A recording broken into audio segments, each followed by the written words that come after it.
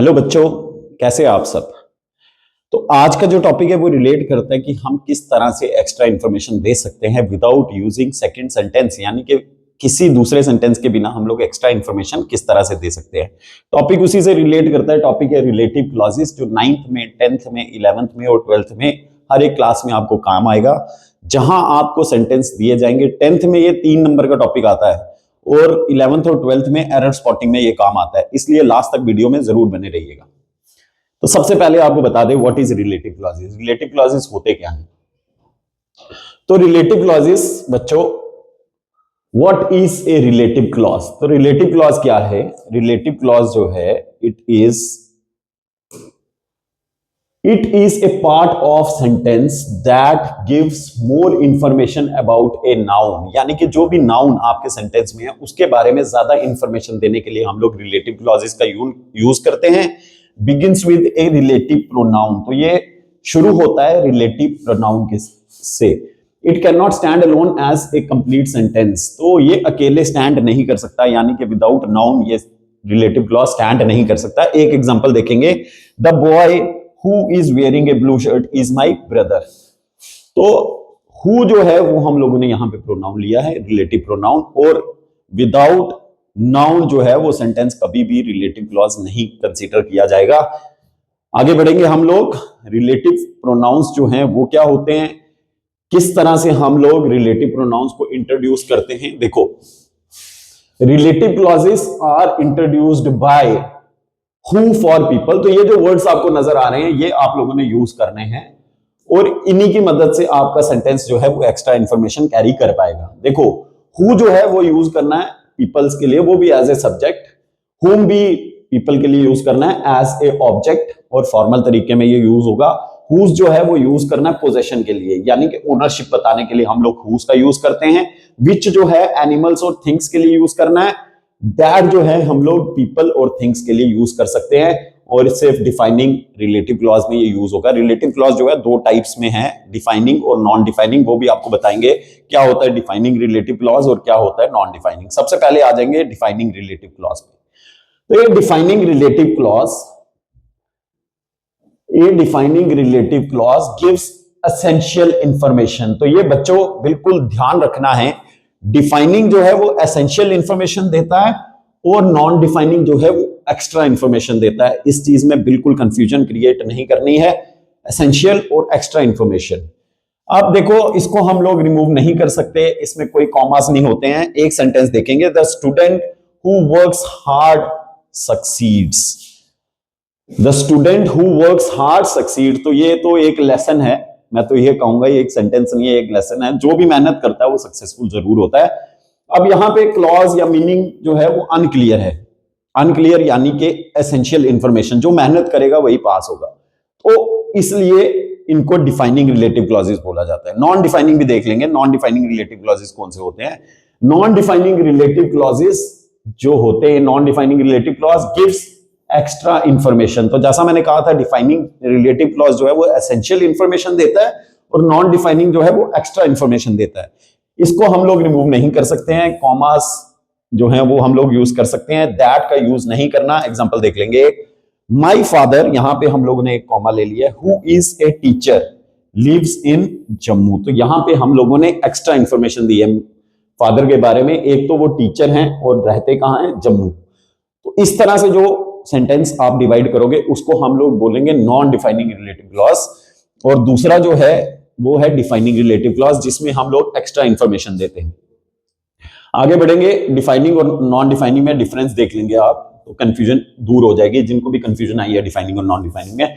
देखो, defining relative clause जो होता है वो एसेंशियल इंफॉर्मेशन के लिए यूज किया जाता है, और नॉन डिफाइनिंग जो है वो एक्स्ट्रा इंफॉर्मेशन के लिए यूज किया जाता है।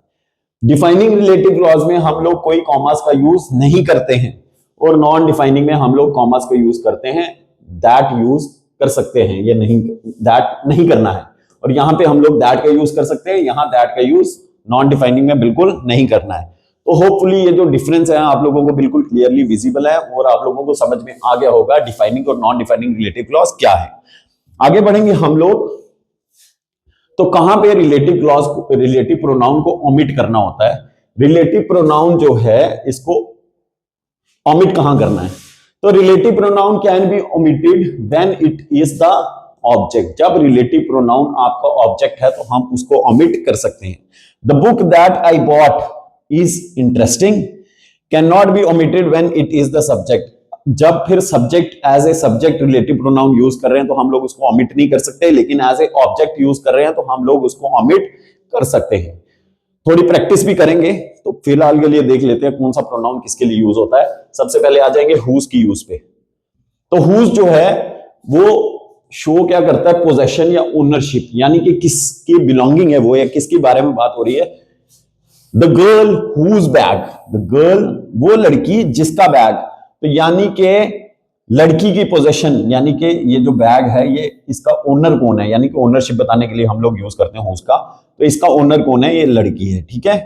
The girl whose bag was stolen cried. तो I know a man whose son is a doctor. तो जब भी ओनरशिप या ऑथरशिप बतानी होती है तो तब हम लोग हुज का यूज करते हैं। आगे बढ़ेंगे हम लोग। विच वर्सेस दैट, यानी कि विच का यूज कहां करना है और दैट का यूज कहां करना है। विच जो है वो थिंग्स के लिए, एनिमल्स के लिए और दोनों क्लॉजेज में यूज हो सकता है। पीपल के लिए और थिंग्स के लिए हम लोग दैट का यूज कर सकते हैं, और ये यूज करना है खाली डिफाइनिंग रिलेटिव क्लॉज में। एग्जांपल देख लेंगे। This is the pen which I lost and this is the pen that I lost. Difference आप लोगों को क्लियर हो गया होगा कि एक है डिफाइनिंग रिलेटिव क्लॉज और एक है नॉन डिफाइनिंग रिलेटिव क्लॉज। आगे बढ़ेंगे। कॉमन एग्जाम मिस्टेक जो सभी बच्चे करते हैं और प्रैक्टिस भी यही हम लोग करेंगे। देखो मिस्टेक क्या करते हैं बच्चे? Using that in non defining clauses. ये तो पहली गलती है, जो नॉन डिफाइनिंग में दैट का यूज कर देते हैं, यानी कि जहां हम लोग कॉमास को यूज करते हैं वहां आपने दैट का यूज नहीं करना। दूसरा कि जहां पे मिसिंग कॉमास, यानी कि कॉमास नहीं लगाते हैं बच्चे नॉन डिफाइनिंग रिलेटिव क्लॉज में, गलत प्रोनाउन का यूज कर देंगे। ये भी एक बड़ी मिस्टेक होती है, बच्चों को पता ही नहीं लगता कहां क्या लगाना है। हु और विच में कंफ्यूजन क्रिएट हो जाती है। तो ये चीजें बिल्कुल नहीं होनी चाहिए। जब भी आप लोग प्रोनाउन लगाएंगे always check the noun before choosing the pronoun. तो पहले नाउन को देखना है, क्या नाउन है, whether the noun is a thing और whether the noun is a name. तो वो चेक करके फिर आप लोग प्रोनाउन लगाएं। तो यहाँ पे कुछ एग्जांपल्स मैंने दिए हैं। Practice identify the clauses. तो ये आइडेंटिफाई करने हैं आपने कि डिफाइनिंग है या नॉन डिफाइनिंग है। The man who called you is my uncle. तो आप लोगों को क्लियर होगा, वीडियो जिसने स्टार्ट से देखी है उसको बिल्कुल क्लियर होगा। मैं ये बिल्कुल नहीं बताऊंगा कौन सा है। और दूसरा भी देखिए, माई हाउस, तो जो नोट करने वाली चीज है, which is very old needs repair. तो होपफुली आप लोगों को बिल्कुल क्लियर है। ये है भाई डिफाइनिंग और ये है नॉन डिफाइनिंग रिलेटिव क्लॉज। तो आइडेंटिफाई करना था टाइप डिफाइनिंग या नॉन डिफाइनिंग। तो होपफुली आप लोगों को सबको पता लग गया है। तो आगे आ जाएंगे। एक प्रैक्टिस के 3 सेंटेंस मैंने लिए हैं। Fill in the blanks. The boy dash won the prize is my friend. तो बिल्कुल नाउन देख लेंगे आप लोग क्या है, तो इसके लिए यूज करेंगे हम लोग हु का। The boy who won the prize is my friend.